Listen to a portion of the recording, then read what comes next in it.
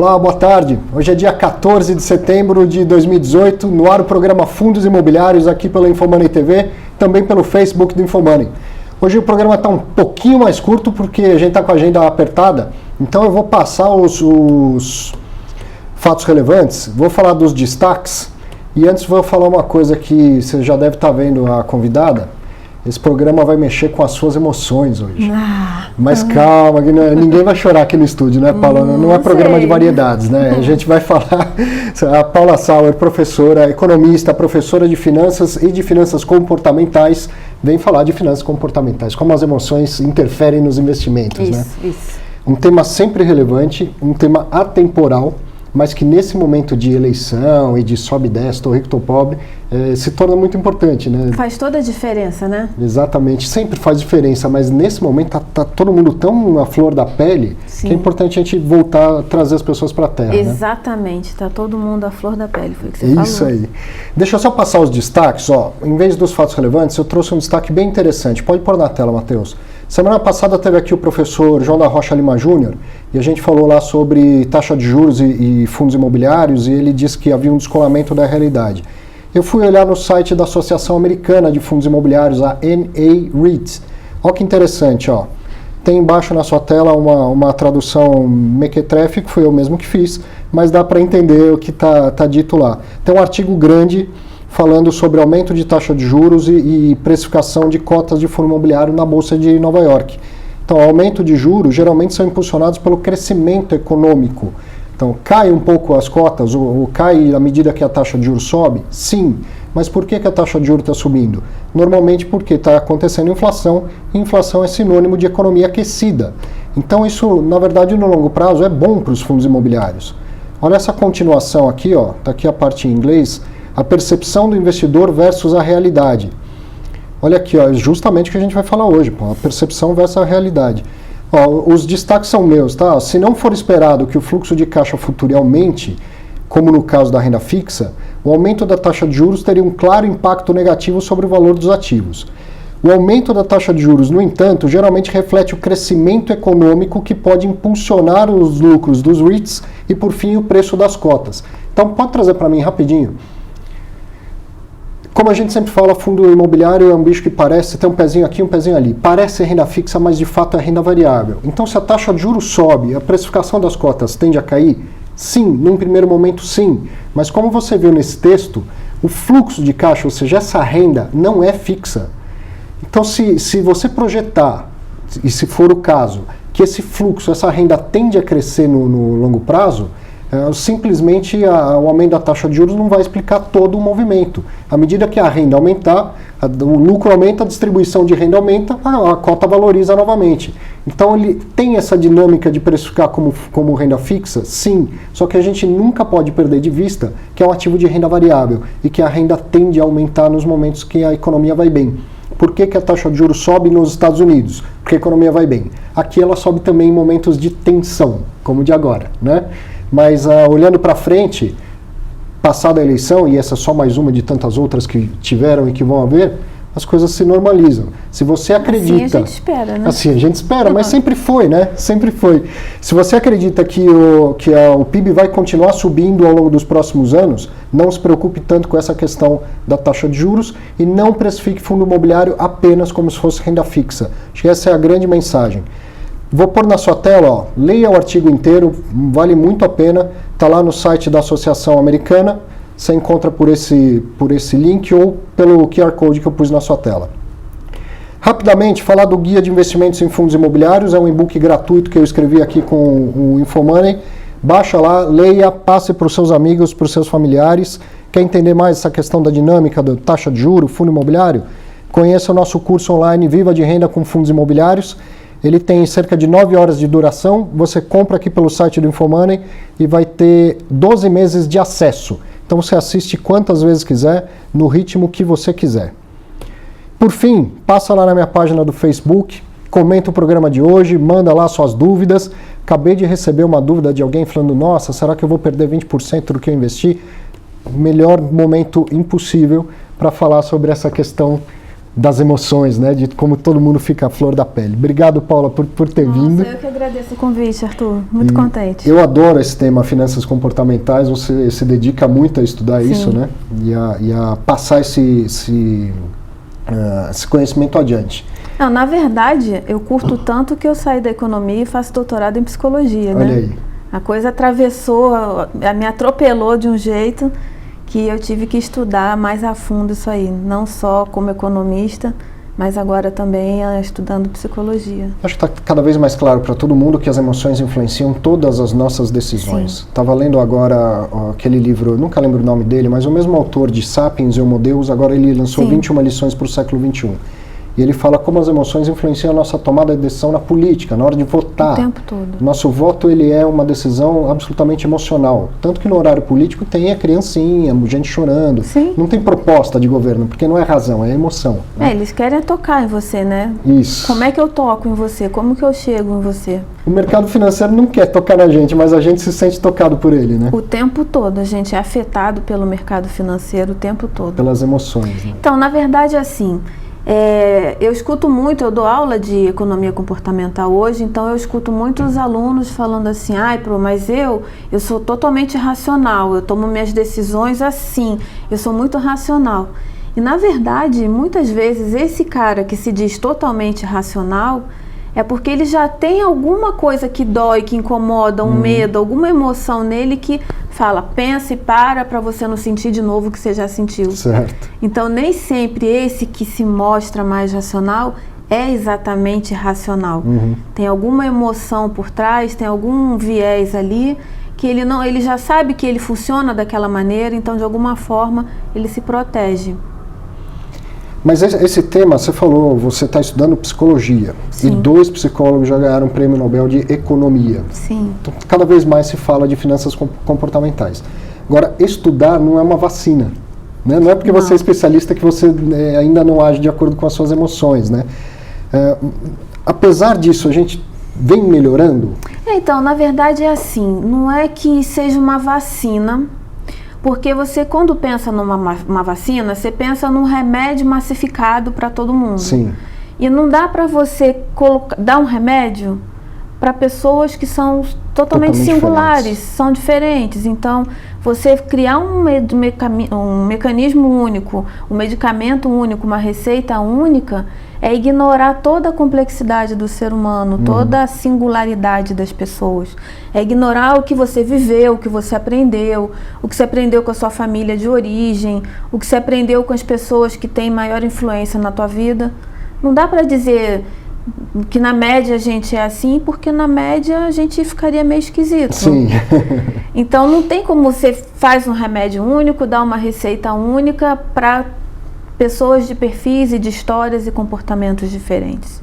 Eu acho que é isso que eu curto muito estudar, porque aí você acaba tentando observar as singularidades de cada um indivíduo, por que age daquela maneira, o que passou, quais os vieses chamam mais atenção. E aí, sem dúvida, aí pensando de uma maneira mais massificada, o primeiro lugar vai sempre para a aversão à perda, né? Sim. Mesmo aquele que se entende como mais racional, ao mais emotivo mesmo, que grita aos 7 ventos que estou com medo, estou nervoso e tal. Quem conhece mercado financeiro ou não conhece mercado financeiro. A aversão à perda é o campeão. A gente manifesta ela de maneiras diferentes, mas a aversão à perda é o viés que ele tende a puxar a gente mais para o lado emotivo, né? Ele tira um pouco a gente da racionalidade. Porque vamos pensar, não é dizer que a gente vai tomar decisões irracionais, mas a gente vai colocar um pouco mais de emoção. Imagina que é um copinho, eu tenho parte de racionalidade e parte de emoção. Num momento de pressão, de pressa, talvez eu tenda a colocar mais emoção nesse copo e falta um pouco de lugar para essa racionalidade. Então não é que a gente fique irracional, é que a nossa racionalidade é limitada e quanto mais um momento pede emoção, traz emoção, essa racionalidade perde um pouco do espaço. Agora, muito também de acordo com a percepção que a gente falava agora há pouco. Exatamente. No mercado financeiro, as pessoas, nossa, eu vou perder dinheiro se eu comprar tal fundo imobiliário, tal ação, e tem essa aversão total à perda. Se a gente estivesse aqui falando de empreendedorismo, e eu dissesse, olha, eu criei 7 startups e quebrei 7 vezes, as pessoas me aplaudiriam de pé, porque eu tenho experiência em startups e agora a próxima vai dar certo. O que é quebrar uma startup se não perder dinheiro no investimento? A questão é a percepção da coisa. Né? Então, você veio falando, eu vi você comentando aqui agora, da questão de enxergar o fundo imobiliário como renda fixa e que, na verdade, é renda variável. Eu tenho a sensação de que as pessoas têm uma dificuldade com o fundo imobiliário, porque pensa assim, tem muita gente que pergunta, por que investir em imóvel e não em fundo imobiliário? O imóvel é palpável, sabe? Eu pego, eu toco, fecho a porta, eu abro a porta, eu chamo os meus amigos para verem as pessoas, aquele prédio ali, eu tenho um apartamento ali. E o brasileiro, de uma maneira geral, ele tem uma coisa que é chamada dinheiro oculto. Então a gente não gosta de falar o quanto ganha, para nós parece invasivo, parece, né, uma invasão de privacidade, falta de educação e tal, mas a gente curte ostentar. Que interessante. Então, se eu falo para você que eu tenho um apartamento ali, você vê. Se eu falo que eu tenho um fundo imobiliário, se você não entende, se não... Tá, tem papel, tem qualquer coisa, mas eu tenho um imóvel ali. Eu posso mostrar, tá ali, sabe? Então, esse é um aspecto porque as pessoas tendem a ter mais apetite para o imóvel em si do que o fundo imobiliário. E tem uma outra questão também que é cultural e vem de família também, que é olhar o imóvel como uma coisa concreta, sólida. E de baixo risco. Como conservador. A gente já ouviu muito dizer que o imóvel era o ativo mais conservador que tinha. Quem quer casa, quer casa, né? Pelo menos tem um teto. Mas pensa, eu dou muito esse exemplo. Tem em Copacabana, perto de onde a minha mãe mora, tinha um prédio que tinha uma praça enorme na frente, era sensacional. Então, eu imaginava que ali nunca ia ter nada na frente, o cara ia ter vista bonita para sempre. Na praça construíram uma escola pública. Então, aquele cara que tinha um apartamento na frente de uma praça, de frente para a praia, agora ele tem o apartamento dele tampado por crianças gritando o dia inteiro. Então, não dá para dizer que não tem risco. Claro, tem risco de liquidez, tem risco de desvalorização, tem inúmeras questões que envolvem o imóvel que você consegue minimizar quando você trabalha com fundo imobiliário. Mas é difícil mostrar isso para as pessoas, né? E eu acho que a questão comportamental, ela ataca em 2 frentes. Eu tinha comentado com você. Quando se fala, olha, você vai investir em fundo imobiliário, para isso tem que ser feito via corretora e via bolsa, eu tenho a sensação que assim, as pessoas pensam, se é bolsa é arriscado, eu não entendo. Se você fala, olha, você vai investir em imóvel, as pessoas falam, se é imóvel, é seguro e eu entendo. Eu consigo ver, eu consigo pegar, então, qualquer coisa eu vendo. Se tem um medo excessivo de um lado, tem uma confiança excessiva do outro. Porque imóvel não é tão simples assim. Sim. Eu acho que, na verdade, é tudo mesmo a questão da percepção. Então, a gente foi criado com a percepção de que imóvel traz segurança, de que é conservador, né? Assim, quando a gente fala de perfis, mesmo não querendo rotular perfis, né? Mas quando você trata de perfis, você observa que as pessoas mais conservadoras tendem a incluir imóveis na carteira. Sim. E inclui na carteira um ativo extremamente arriscado. Extremamente arriscado. Assim, não que seja um negócio como um derivativo, que vai virar pó, não é isso, mas risco de liquidez, que está tudo concentrado, risco de mercado do mesmo jeito, a gente só não vê. Eu brinco que o imóvel tem um conforto maravilhoso. Você fala, meu imóvel vale 1 milhão. As pessoas ligam e oferecem 600 mil, mas eles estão loucos, porque ele vale 1 milhão. Exatamente. O do meu vizinho pode até valer 600 mil, mas o meu vale 1 milhão. E as cotas dos fundos imobiliários valem o que está na tela do seu celular, porque é marcado ao mercado, tem preço na tela, né? Isso é segurança, isso é liquidez, mas, de acordo com a percepção, pode gerar um desconforto diferente do imóvel que eu não sei exatamente quanto vale, e aí eu crio na minha cabeça quanto que eu quero que valha. Então, quando a gente fala de fundo, é o que você falou, tá na tela. Então, não tem como eu viajar naquilo ali, não tem como eu colocar uma lente diferente. Agora, quando eu falo do imóvel, pensa assim, imagina a cena. Você chega no imóvel, tô eu, Paula, vendendo imóvel, e você lá para comprar. Aí você olha e fala assim, mas aquela parede ali, ó, vou ter que reformar porque tá com uma rachadura ali, tem uma marca de bola. Para você aquilo ali desvaloriza. Eu olho, mas aquilo ali foi meu neto. Ele chutou ali, olha, foi tão lindo. Ele tá um rapaz agora, mas ele era uma criança terrível, mas era tão bom aquele menino. Olha, foi lindo, tem história. Sim. Então você olha aquilo procurando, eu vou ter que reformar, eu vou ter que construir, eu vou ter que gastar dinheiro com isso. E quem está vendendo, ele enxerga a história, enxerga a tradição, enxerga a família, enxerga mais emoções ainda. Então é difícil para aquele que está vendendo ter a mesma percepção de valor do que aquele que está comprando. Sim. Agora, no fundo imobiliário, isso tende a ficar, né? Preto no branco. Exatamente. É preto no branco. Não tem como eu puxar a sardinha mais para um lado do que para o outro. É o que está ali e pronto. Quando a gente fala de imóvel, eu posso criar inúmeras histórias e você inúmeros defeitos para a mesma coisa que a gente está vendo. Sim. Né? Agora eu cismei com uma história de moedinha. Imagina que a gente tivesse aqui umas 5 moedinhas na mesa. E aí eu pergunto para você o que são essas moedinhas, pergunto para o Matheus como ele vê aquelas moedinhas. Então você pode achar que é o troco, que é o dinheiro da passagem, que é o cachê para dar para o moço que canta no metrô. E a gente está olhando para a mesma coisa. Sim, isso são apenas moedas. Interessante. E a gente está olhando a mesma coisa. E você dificilmente vai encontrar alguém que num grupo de 5, 6 pessoas diga a mesma coisa que significa aquilo. Então é uma lente que a gente trabalha e não dá para você querer uma regra, uma receita, uma fórmula. Porque cada um tem a sua. Porque cada um tem a sua, cada um vai funcionar de uma maneira diferente. E é muito importante a gente ter isso em vista, né? Tratar as pessoas com as suas singularidades, as suas particularidades e não tentar forçar alguma coisa que pra gente pode fazer muito sentido e que para o outro absolutamente não faz sentido. É que o mercado, ele vê preço, o sentido do mercado é preço, né? E aí é tentar expurgar essas emoções, né? Tentar falar, olha, tudo bem, vou deixar minha emoção um pouquinho de lado e vou precificar as coisas aqui. Sei que é bastante difícil. Quero falar de eleição, vou aproveitar para falar de eleição e de um conceito muito difundido em finanças comportamentais, que é o tal do noise trader, né? Sim. Não se tem mais barulho em mercado financeiro do que em época de eleição. Todo dia uma pesquisa nova, e cada vez que sai uma pesquisa a bolsa sobe, depois a bolsa cai e tal, e todo mundo achando que se o meu candidato não for eleito o mundo vai acabar, mas se o meu candidato for eleito o mundo vai ser uma maravilha e tal. Bom, não é assim.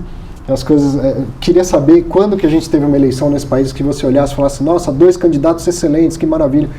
Nunca foi, na minha opinião, nem nunca será. E o Brasil continua, o mercado financeiro continua. Mas as pessoas ficam muito mais agitadas e tendem a fazer mais movimentos. É hora de fazer movimento ou é hora de ficar mais quieto? Bom, então, e aí de novo entra a questão da percepção, né? Sim. Você vai olhar para o seu candidato e vai olhar ele para aquela parede cheia de emoções. Aquele cara é bom, Perfeito. Ele tem história, ele combina comigo. E eu, se não tiver a mesma opinião que você, eu vou olhar aquele candidato que eu vou ter que reformar, que eu vou ter que mudar. Então entra de novo a questão da percepção. Quando a gente fala em época de eleição, sim, as pessoas ficam mais agitadas, criam um movimento muito volátil de expectativas, né? Qualquer palavra pode mudar tudo, qualquer declaração muda um cenário. Mas, na verdade, isso sempre aconteceu, certo? Sempre, isso sempre vai acontecer. O que a gente tem hoje são as redes sociais como amplificadores desse movimento. Então, ele acaba dando voz a uma coisa que antes você tinha que convencer as pessoas indo ali no boca a boca, encontrar, conversar. Agora você entra na internet e você fala o que quer para uma quantidade imensa de pessoas. E às vezes, e a gente sabe que na maioria das vezes, é um boato que muda o mercado. Né? A gente trabalha muito mais com boatos do que com fatos. Então, na hora que você tem uma rede social, agora várias redes sociais, propagando a sua ideia, você muda a percepção do mercado em segundos. Então, esse mercado ele parece cada vez mais agitado, cada vez mais volátil, mas na verdade sempre foi.